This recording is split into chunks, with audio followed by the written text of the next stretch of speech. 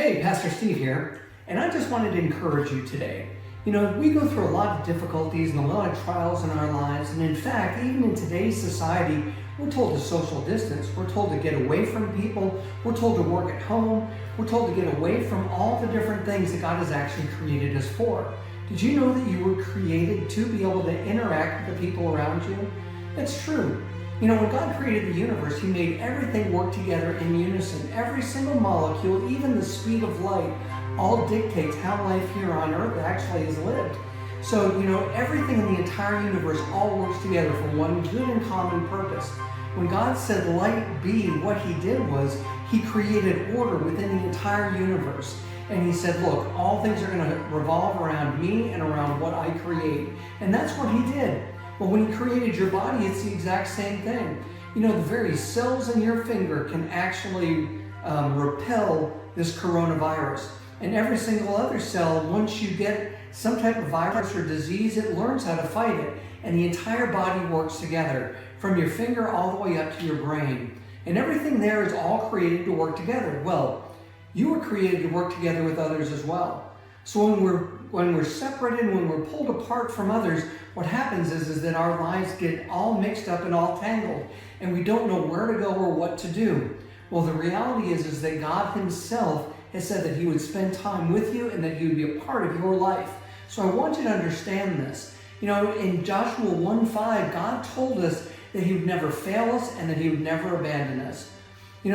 He goes on and He says this in Hebrews 13:5. He says, for God has said, I will never fail you and I will never abandon you. Those two promises are actually true. We've got it in the Old Testament. We have it in the New Testament.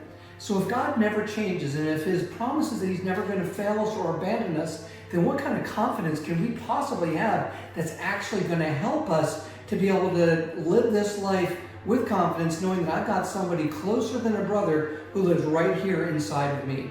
God Himself is with you every step of the way, and He's not social distancing at all. In fact, He's embracing you and encouraging you to go out and to do the things that He wants you to do.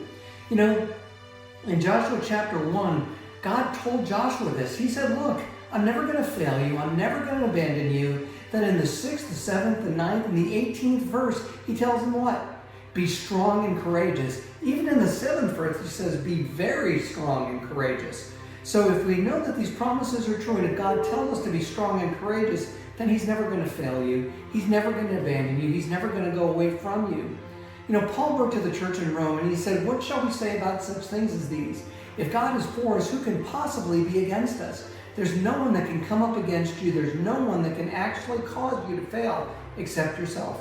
So why not step forward? Why not take a breath and say, wait a second, God's with me. He's on my side. He's going to enable me to be able to accomplish all that He created me to do. And you know what? You can accomplish all those things.